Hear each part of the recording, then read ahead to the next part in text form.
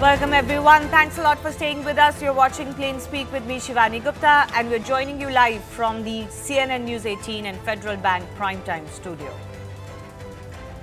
Even 40 days after the 2024 Lok Sabha results, the constitution debate refuses to die down in response to criticism from the opposition perhaps, which claims that the BJP is still attempting to weaken and change the constitution.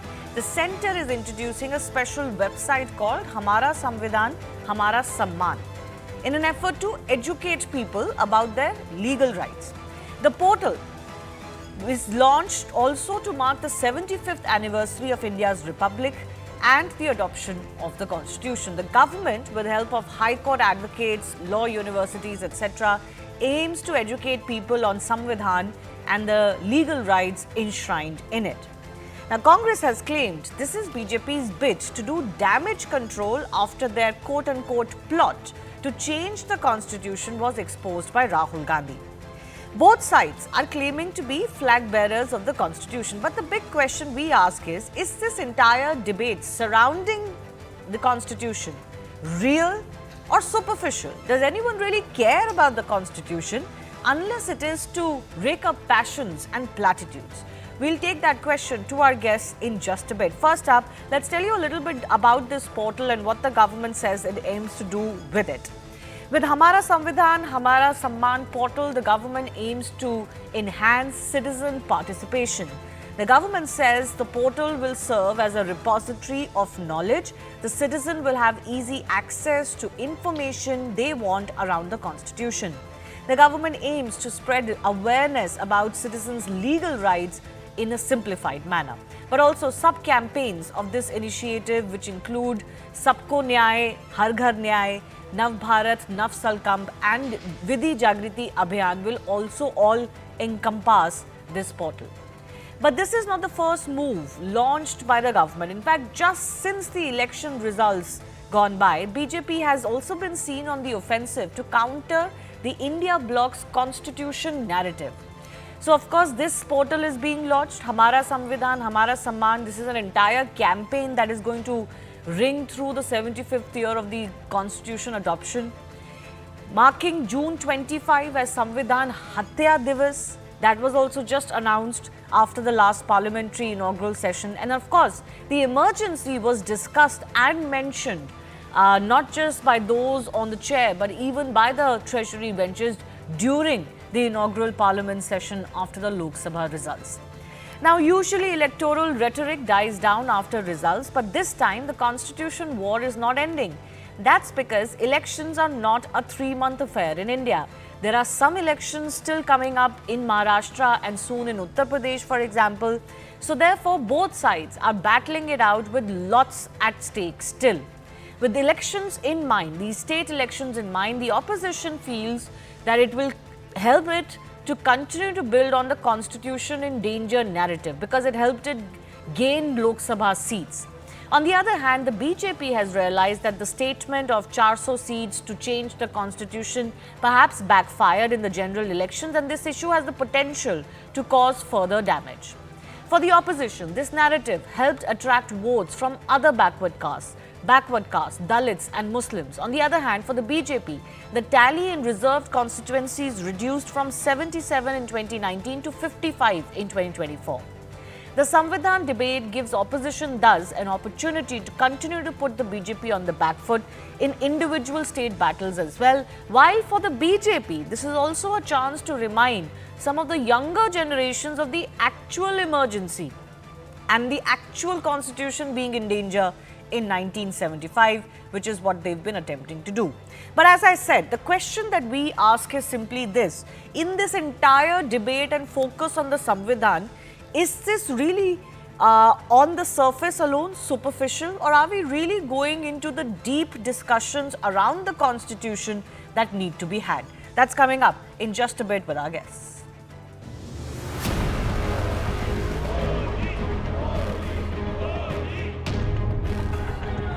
जय संविधान।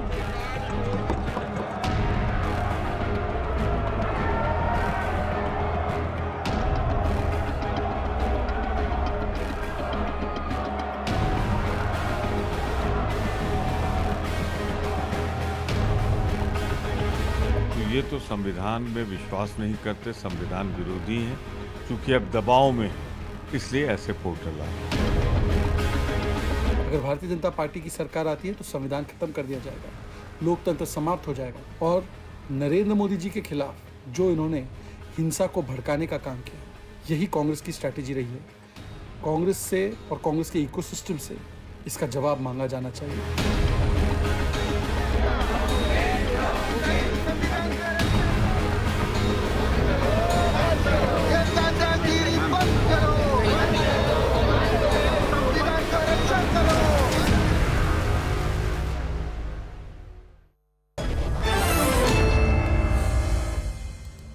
Let's go across to our guest joining us, Tom Varakan from the BJP, Pushparaj Deshpande from the Congress Party joining us, Suman Siraman, author and political analyst, also senior journalist and columnist, Arun Anand joining us. The Congress has objected to this portal that has been launched. They have obviously objected to June 25 being commemorated as Samvidhan Hatya Divas. Mr. Deshpande, I'm coming to you first up. Why this unease for the Congress Party if the government is actually putting more focus on the Constitution? Hi Shivani ji, thank you for having me on your show. I, for one, personally am always glad whenever the BJP talks about the Constitution, even if it's purely lip service. To me, it proves that the constitutionalism or constitutional culture is India's dominant political culture, not majoritarianism or authoritarianism. In that spirit, it's good that the BJP has relaunched the Hamara Samvidhan portal 5 months after it was originally launched. If you remember, the Vice President of India had launched it on January 2024. They have had to relaunch it, as you rightly pointed out, after the Indian public's legitimate fears that it may amend the constitution, removing secularism, socialism, and of course, the reservations. Now, I would take this campaign with a generous pinch of salt, and that is where our crux of the problem is. I would be sanguine only if the BJP government went beyond the symbolic and the performative and genuinely addressed the substantive, which means cultivating a constitutional consciousness and following the constitution and letter and spirit. I mean, in the interest of time, I know you have a very short window, so I want to just flag 3 small examples. Firstly, if the government was truly committed to fraternity or freedom of religion or of choice, its leaders wouldn't be fomenting enmity between communities by suggesting that one community will steal Mangal Sutras and family assets and then vilifying them as termites. And there are 668 such cases. Your DMK alliance partner called Sanatan Dharm as mosquitoes, by the way. Fair enough. And they paid the price for that. My point is that this is a question about you didn't stand up, is what my point is. So this goes both ways. If I may finish my point here, nor would they tolerate attack on religious structures as has happened in Kolhapur yesterday. They've been demolishing masjids here. Secondly, the government would also adhere to federalism and not misuse governors to topple elected governments like they did in Goa and Manipur in 2017, Maharashtra in 2019, Karnataka in 2018, and so on and so forth. Nor would they adhere to Article 3 of their own party constitution, which proclaims complete adherence to Deen Dayal Upadhyay's integral humanism. I have read that integral humanism in and out. It says that Indian federalism needs to be replaced by a unitary state and that secularism, quote unquote, is an attack on India's soul. And thirdly, last point, the BJP government is today financially starving state governments from implementing their welfare policy, which directly impacts all of us. Your question that does it impact us? The centre now devolves only 32% of the 38 lakh crore tax revenues, which violates the 15th Finance Commission's mandate. They've reduced their share in central sponsored schemes, and they have not extended GST compensation. The sum and substance is that if states have to implement any welfare agenda for us, we the people, anything to do with roti, kapda, makan, or sadak, bijli, pani, they have no choice but to raise debt. So how do you really talk about constitutionalism and constitution values when you yourself do not adhere to it in letter and spirit? Okay. And I know that interesting you mentioned about the state debt issue, because actually the accusation that many state governments are facing, and I don't want to make it partisan, is that they promise so much that they actually don't have the funds to fulfill those promises, and then they go running to the centre as if it's the centre's responsibility to give them funds to do so in the name of socialism or welfareism. There's a limit to even socialism and welfareism in a developing country, but it seems we've forgotten those limits. But I'll leave that aside. I want to go across to Tom Varakan of the BJP to respond that the BJP is also nervous about the fact that this whole constitution narrative continues to hurt it. It resonated with the public, and that is why it's also seeming to kind of, make too much of a show a show and tell tamasha of sorts of the constitution and how much it reveres it? Shivani, I want to make a point. We all have read the Constitution, I believe. Everybody in the panel is fully familiar. But I have been on panels, discussions on national television with not columnists, subject specialists leaning to the Congress party. And he openly says, well, if the BJP was so worried about the emergency, they would have removed the sections connected with it. But the fact of the matter is, it was removed. Internal emergency was removed. So much of knowledge is spread across the, that kind of people. So I would like to make a position that this portal is very important. It reaches out to the people of India to know how many times the Constitution has been amended. 168 times. No, sorry, 158 times it's been amended. And you had 356. How many times? That is also extraordinary. 134 times President's rule was enacted. People of India need to know that.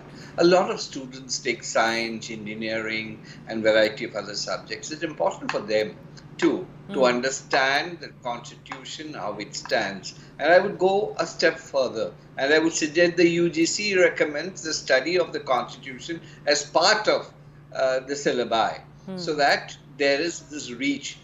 By holding the Constitution in Parliament and swearing by the Constitution, and the same hands tearing an ordinance, part of the Constitution, of his own government.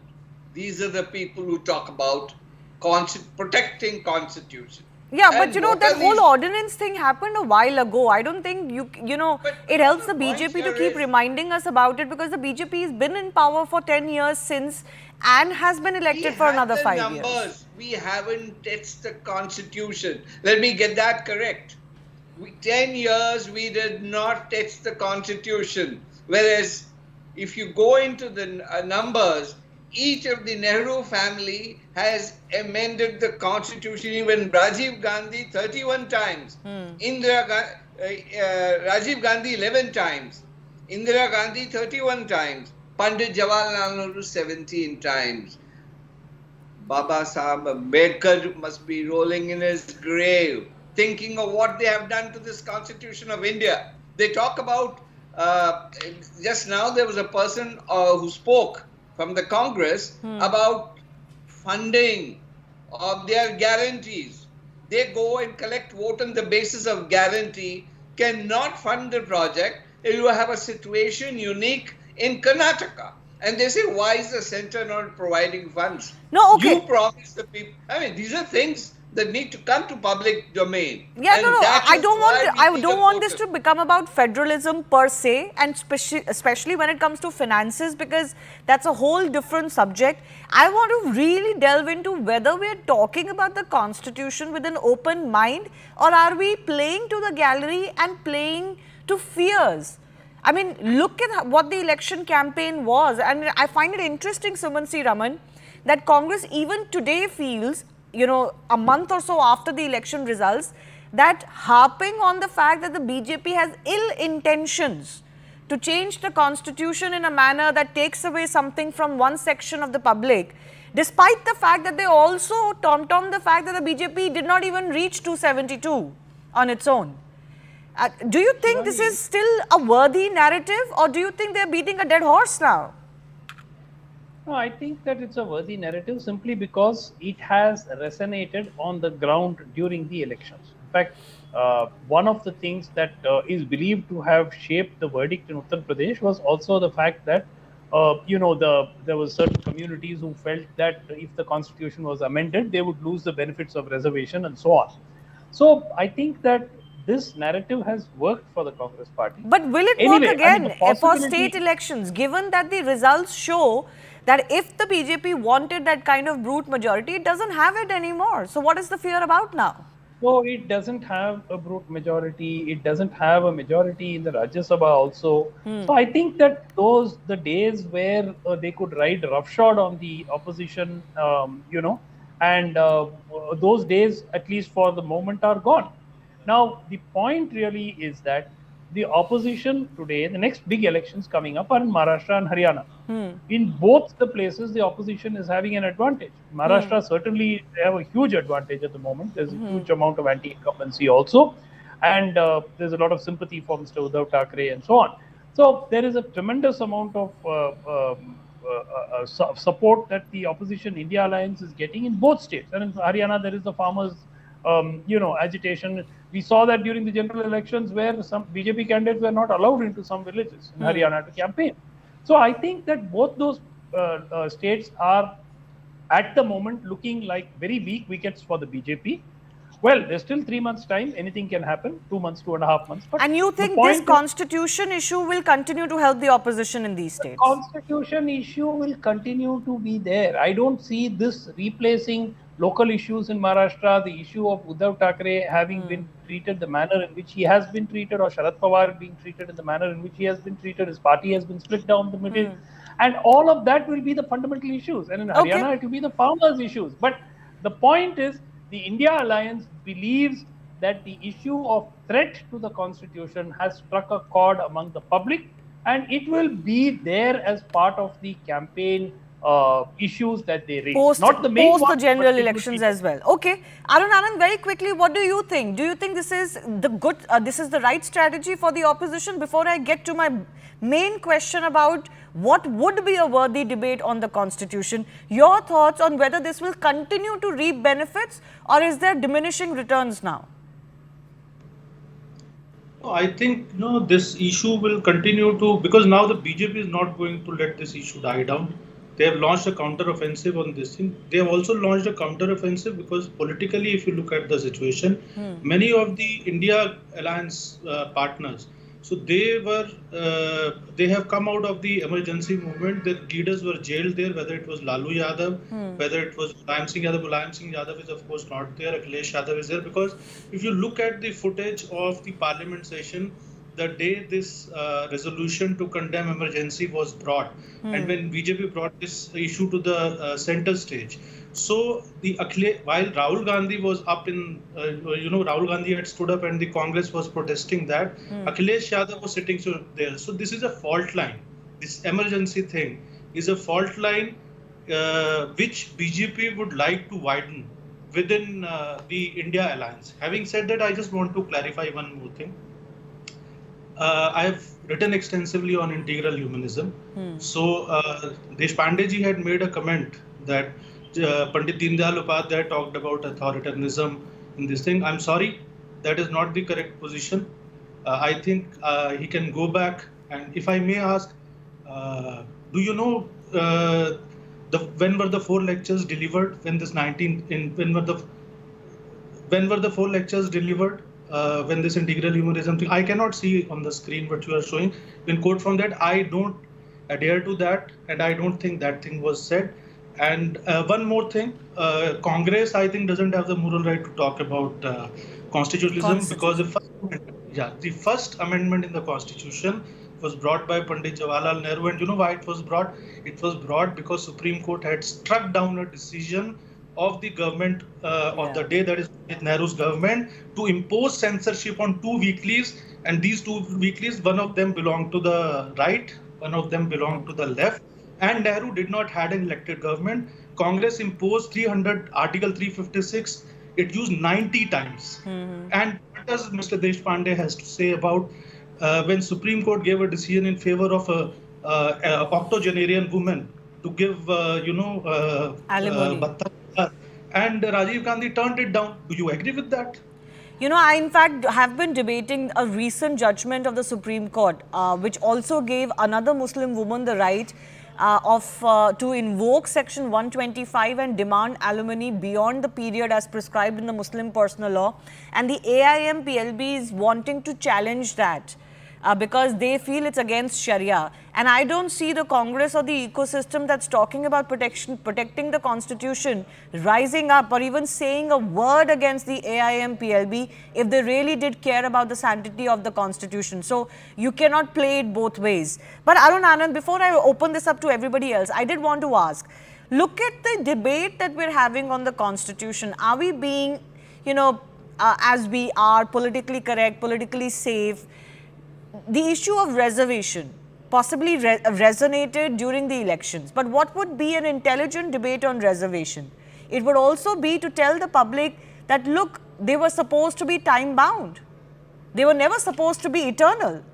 But we don't want to touch those issues because we're so nervous politically, all parties, of actually having a worthy debate on the constitution. See, I think, reservation, anything which becomes, a political tool. So unfortunately, what happens that the issue goes in the background and, the cacophony takes over.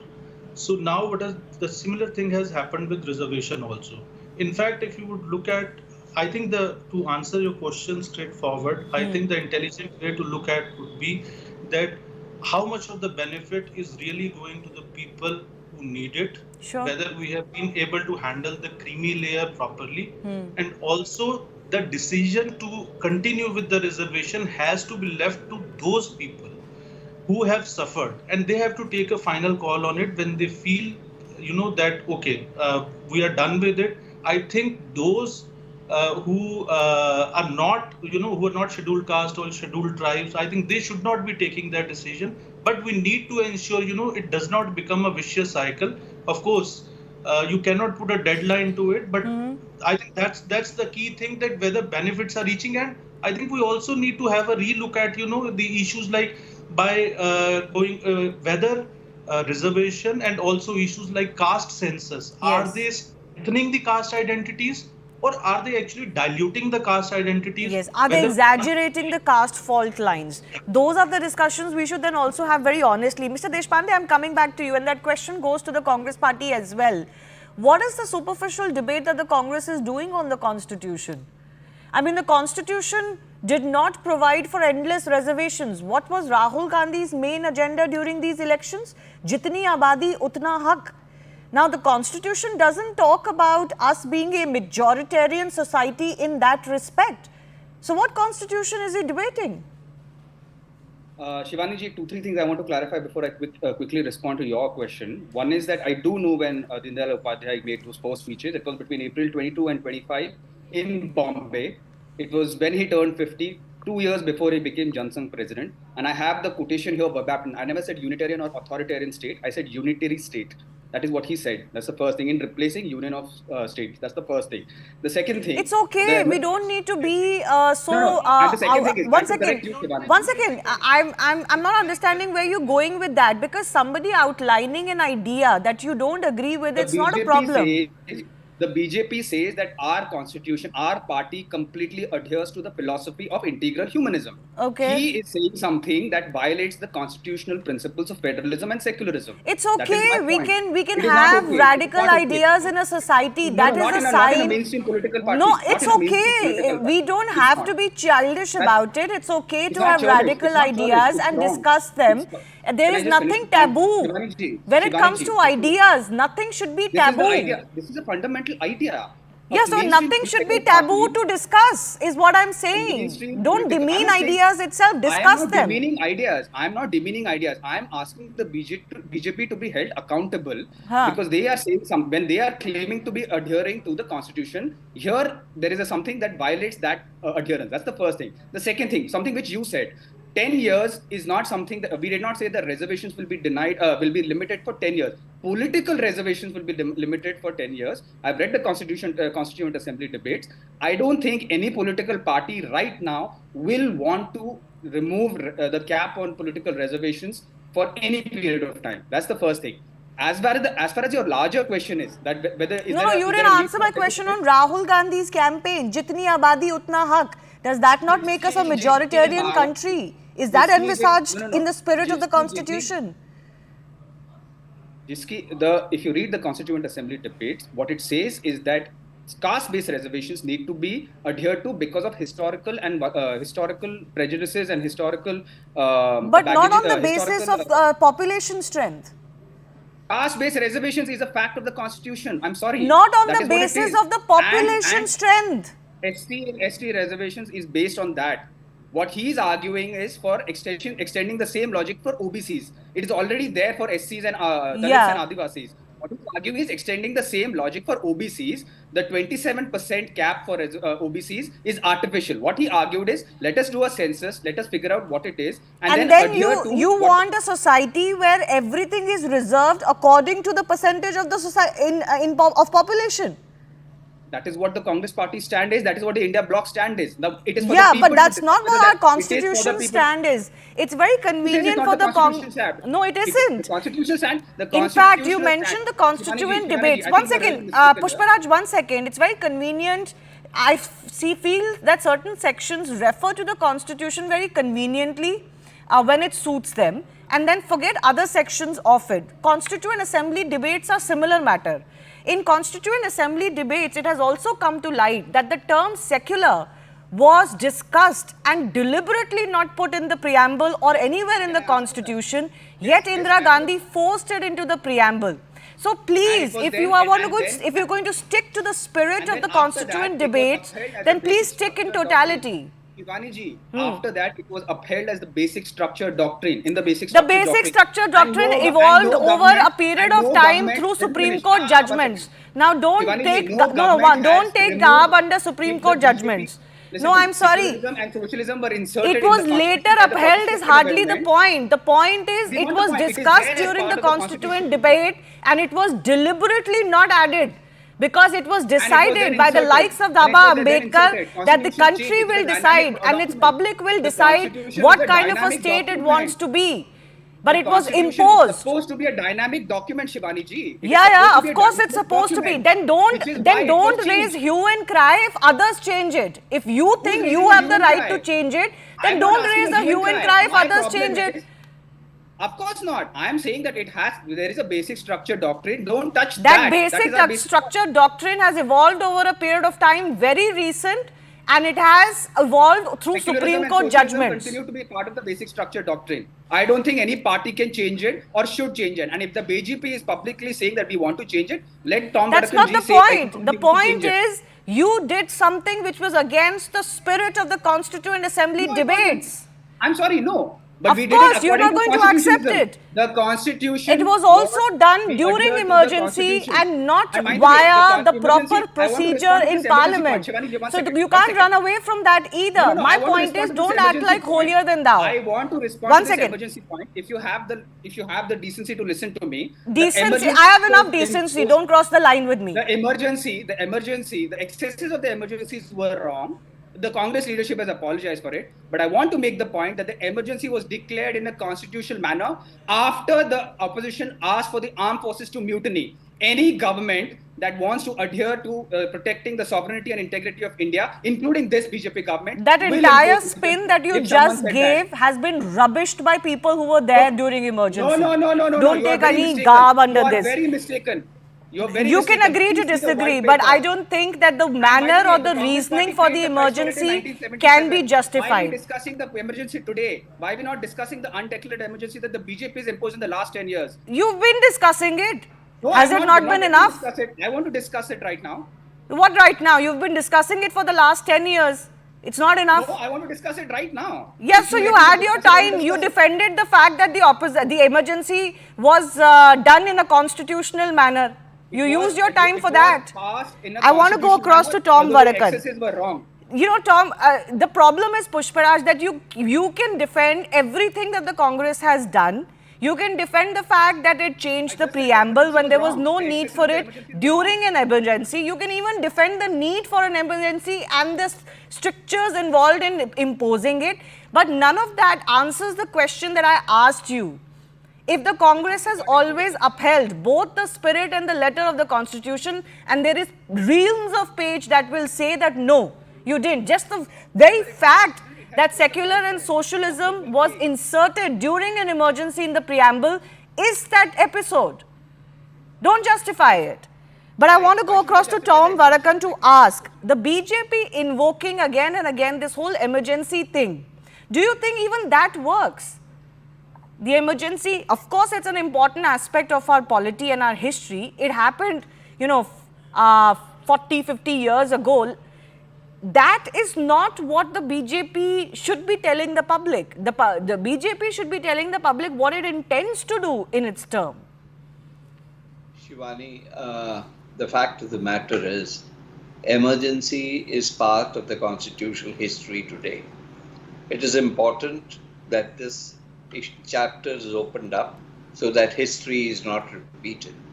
Let me also put it on record that this Congress party brought out a fake video of the Home Minister saying reservations will be removed. This is the kind of campaign that they ran. When it was fact-checked, it was found to be dubious, and the Home Minister himself gave a statement that he has not said something like that, and this was part of their campaign.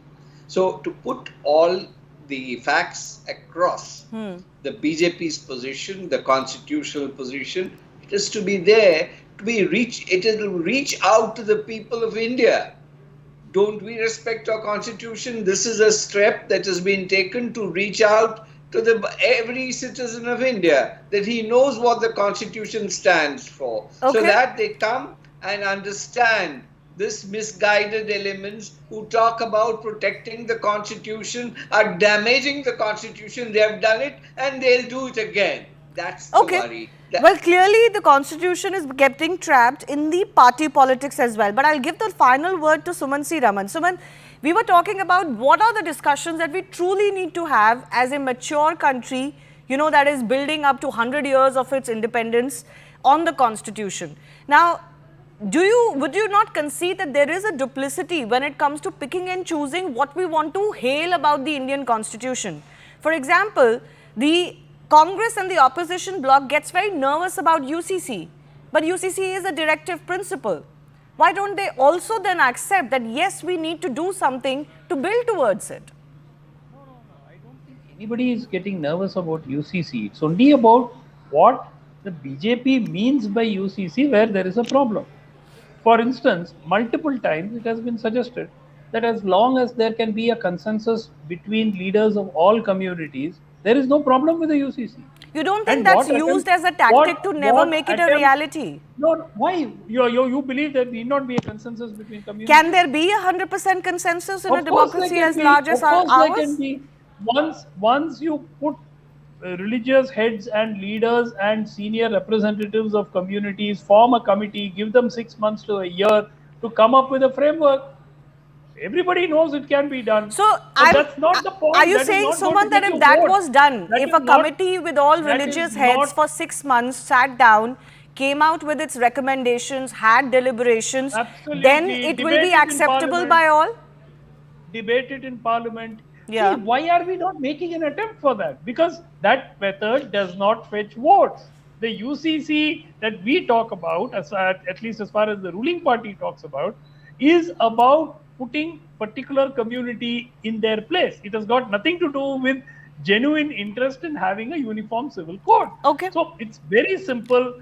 All that needs to be done is to get prominent people, religious heads, put them in a committee, give them a year, come up with a draft, have it debated in Parliament. I'm sure a consensus can come. The only thing it will still not be 100% consensus, is what I'm saying. There will still be groups across all religions that will be up in arms in some way or the other. My only point was that sometimes consensus is used as a roadblock to make changes that are long due.